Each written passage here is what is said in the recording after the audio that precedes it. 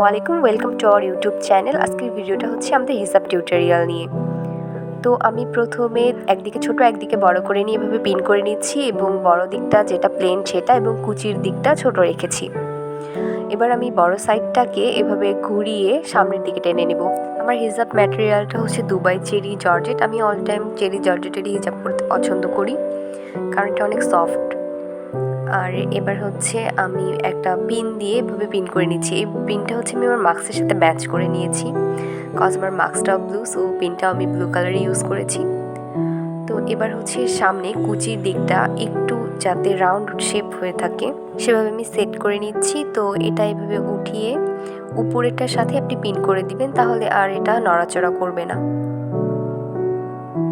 এবং এই পাশেও একইভাবে উপরেরটার সাথে আমি পিন করে নিচ্ছি। এভাবে নিলে আর কি এটা সুন্দরভাবে সেট হয়ে থাকে। তো আমার সামনের লুকটা এরকম হয়েছে। সামনে আমি কুচিটা দিয়েছি এবং আমার পিছনের দিকটা একদম প্লেন থাকতেছে।